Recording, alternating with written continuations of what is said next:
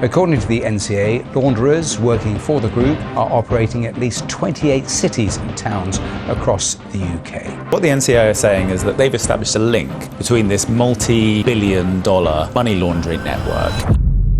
Manchester, pre-dawn.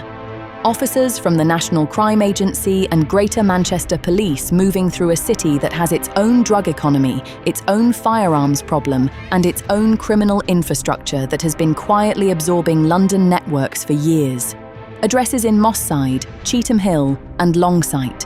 Doors taken off in seconds. Encrypted phones still warm. £4 million in heroin and cocaine pulled from locations connected to a network whose leadership has been running operations, not from a safe house, not from a back room, but from inside a British prison. 11 detained, firearms recovered, and a thread of intelligence that leads ultimately not just to Manchester and not just to London, but directly to Istanbul. This is the scenario playing out in 2026 as Turkish organised crime's reach beyond North London becomes an established operational reality, not a theory, not a policing concern. A documented fact, confirmed by NCA raids, barbershop seizures, and a heroin market so lucrative that even a collapse in global opium supply has not stopped the money flowing north. What you are about to read is why Manchester is not just Greater Manchester Police's problem, it is the NCA's problem, and it is Britain's problem. That's why British Front Media exists. Subscribe now, because what follows is the complete picture. Reason number 1. Turkish organised crime has already reached Manchester, and the NCA confirmed it through barbershop raids. This is the detail most reporting on Turkish gangs misses entirely. The coverage focuses on Tottenham, on Hackney, on North London restaurants and snooker halls and feuds stretching back 15 years. But the reach is no longer confined to the capital. Recent National Crime Agency raids on barbershops in Birmingham, Luton, Bradford and Manchester uncovered money laundering operations linked to Turkish networks. The same architecture of cash-intensive legitimate businesses being used to clean drug money that the NCA has been dismantling on Camden High Street and Green Lanes for years. Manchester is not a new frontier for these networks.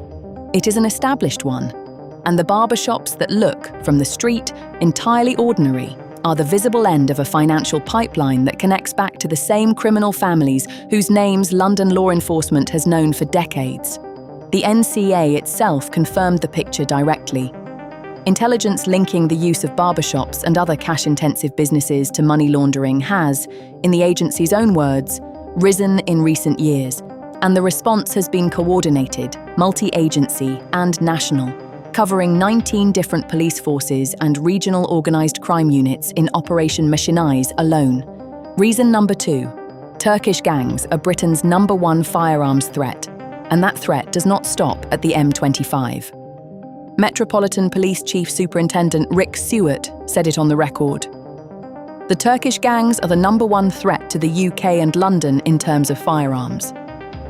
Last year alone, authorities recovered 138 firearms and 2,500 rounds of ammunition from a single Turkish organised crime group. Those firearms do not stay in London. Manchester's own enforcement record makes this clear.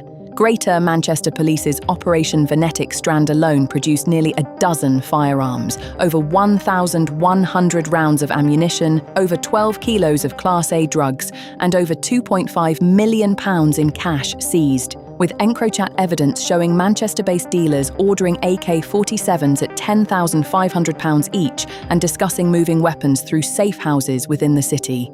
The firearms economy in Manchester is not a separate phenomenon from the national organised crime firearms market.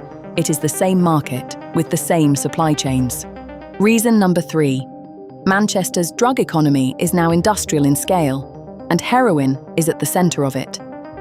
The numbers coming out of Greater Manchester Police investigations in the last 2 years paint an unambiguous picture.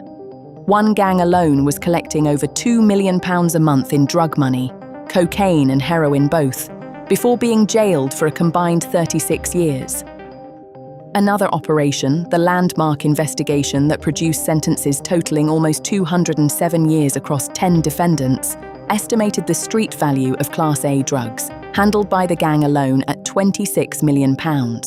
with EncroChat messages showing the network's principals discussing AK-47 purchases and cocaine shipments from hot tubs and kitchen tables, so confident in their encryption that one sent his own home postcode as a handover location. Heroin is not a peripheral product in this market. It is central to it. And Turkish organised crime groups have dominated the heroin trade into Britain for over 30 years. Using Turkey's geographic position as a corridor between Afghan production zones and European ports to maintain a supply chain that survived multiple major law enforcement operations, multiple assassinations, and multiple decades. Reason number 4. The Taliban's opium ban has made Manchester's heroin market more dangerous and more contested, not less. This is the global development that has reshaped the threat on Manchester's streets. When the Taliban banned opium cultivation in Afghanistan in 2022, the heroin supply that Turkish networks had dominated for 30 years contracted sharply. Scarcity drove prices up, intensified rivalries, and triggered a wave of violence between factions fighting over a shrinking but more lucrative supply. A senior Tottenham Turks leader was shot dead in Moldova. A 9-year-old girl was struck by a stray bullet during a gang clash in Hackney. And across the UK, including in Manchester, the pressure on heroin supply chains has driven networks to diversify, to collaborate with other OCGs, and to push their distribution infrastructure further north and further inland. The NCA's 2026 National Strategic Assessment confirmed the mechanism. Criminal markets are converging, with organised criminals diversifying, networking, and collaborating. Turkish groups that once focused almost exclusively on heroin are now in cocaine. They are now in firearms brokerage, and they are now in Manchester, not as new arrivals, but as an established component of a supply chain that has been quietly operating through cash businesses and encrypted phones for years. Reason number 5. Criminals are now directing drug operations from inside British prisons, and Manchester has produced documented cases of exactly this. The prison gang angle is not a new concept in British organised crime, but the documented scale of it in Greater Manchester is striking. In one landmark GMP investigation, a defendant named James Close, already serving 36 years for a previous drug and firearms conspiracy, was found to be actively continuing to direct cocaine supply from inside prison, with his partner on the outside facilitating shipments and his associates on the street running safe houses and couriers. His DNA was on gloves at a safe house. Cash was seized from his partner's car. He was running a drug distribution network from a prison cell.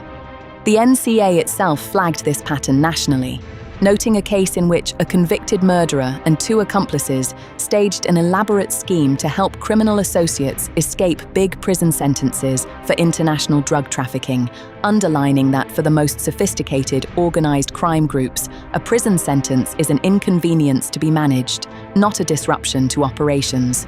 The phones are smuggled in, the encrypted apps still work, the orders still go out. Reason number 6. Britain's heroin market is worth £4 billion a year, and Turkish networks remain central to supplying it, even as the landscape shifts. This is the financial context behind every Manchester heroin seizure. The UK heroin market is estimated at a minimum of £4 billion per year, and is the largest in Europe, with a significant share of large-scale heroin shipments routed through Rotterdam specifically to reach British streets. And the NCA's 2026 assessment confirmed that despite the Taliban-driven supply shock, heroin remains widely available in the UK, though increasingly cut with synthetic opioids that make it far more lethal than what was sold a decade ago. Drug-related deaths in the UK rose again, with heroin associated with the highest single drug death toll. The market has not collapsed. It has tightened, grown more dangerous, and become more lucrative for whoever can maintain reliable supply, which is precisely what Turkish networks, despite the pressure, continue to do. So here is where Britain stands in June 2026. Turkish organised crime confirmed beyond London, with NCA barbershop raids hitting Manchester, Birmingham, Bradford and Luton. A Manchester drug economy producing gang sentences measured in centuries.